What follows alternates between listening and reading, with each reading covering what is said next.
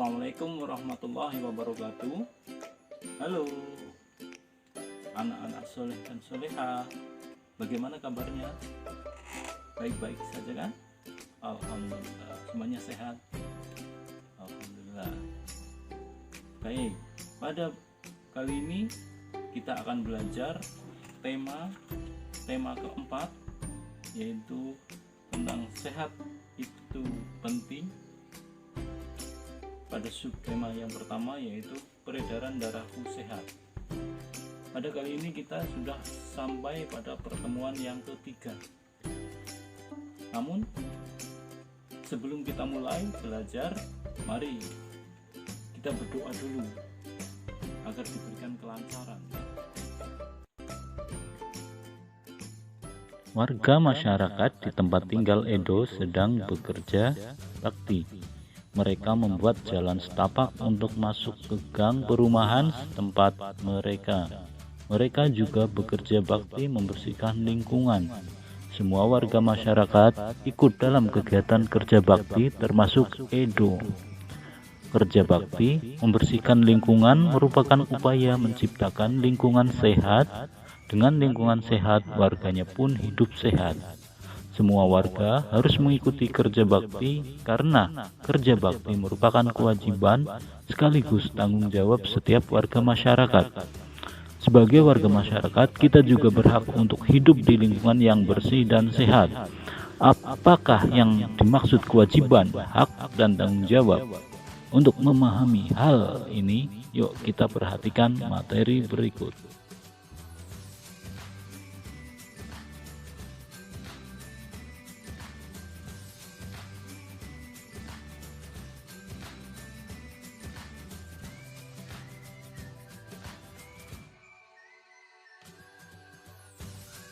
Pengertian hak, kewajiban, dan tanggung jawab. Hak adalah segala sesuatu yang didapatkan oleh manusia sejak lahir dan penggunaannya tergantung kepada diri sendiri. Contohnya yaitu memiliki tubuh yang sehat. Kewajiban adalah segala sesuatu yang harus dilaksanakan oleh seseorang. Contoh kewajiban yaitu menjaga kesehatan tubuh. Adapun tanggung jawab adalah sesuatu yang harus dilakukan sebagai balasan atas perilaku yang telah kita lakukan. Contohnya, makan makanan yang sehat dan bergizi, serta olahraga teratur agar tubuh sehat. Ini tanggung jawab ini adalah bentuk daripada suatu kewajiban yang kita lakukan.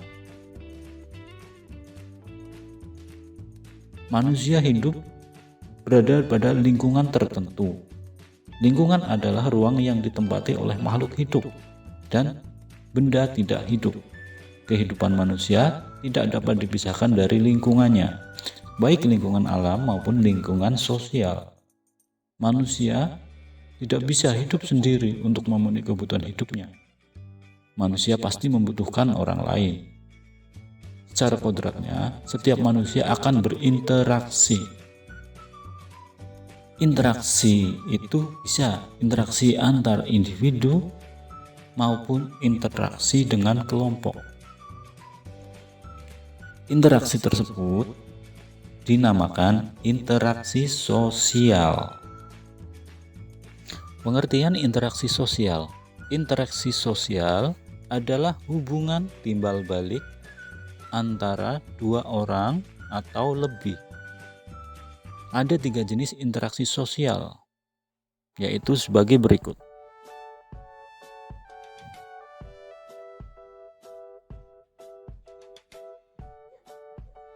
Yang pertama, interaksi antar individu. Kedua, interaksi individu dengan kelompok. Ketiga, interaksi kelompok dengan kelompok. Untuk lebih memahami lebih jelasnya, yuk kita perhatikan contoh dari masing-masing interaksi. Yang pertama, interaksi antar individu.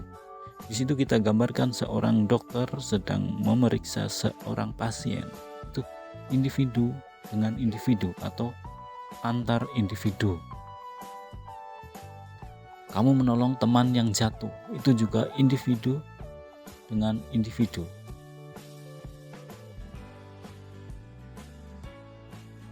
Yang kedua, interaksi individu dengan kelompok.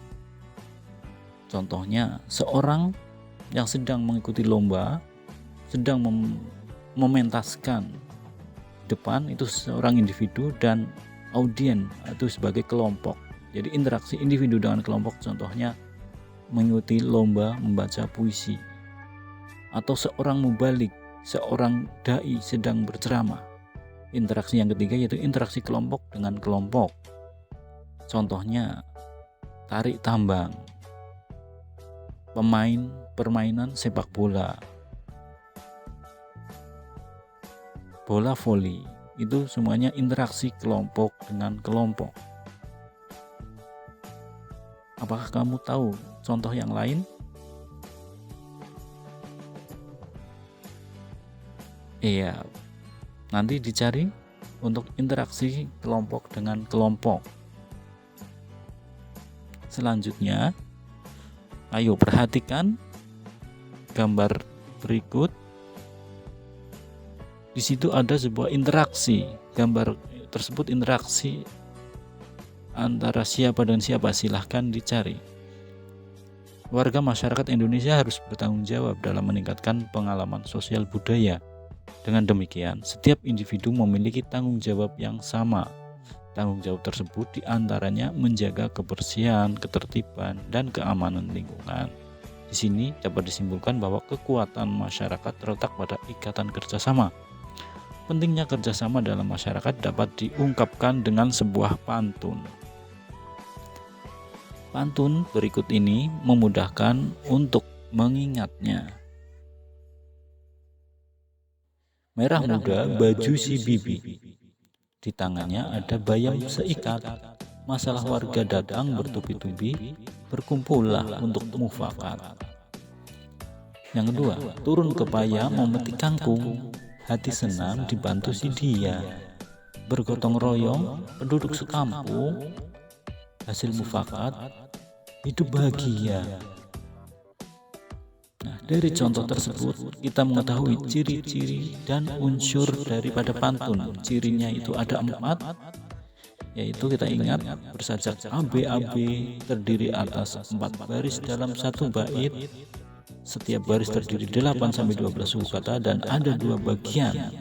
Yang penting yaitu sampiran dan isi. Jadi ciri-cirinya itu ada 4.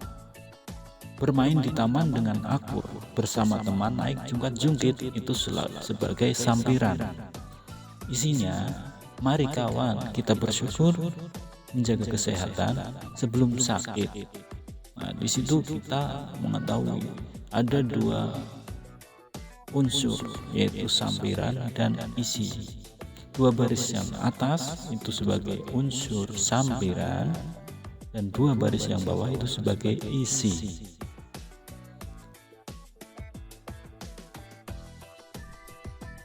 Ya, kesimpulannya, sebuah pantun itu terdiri dari 2 unsur. Yang pertama sampiran, dan yang kedua adalah isi. Terima kasih.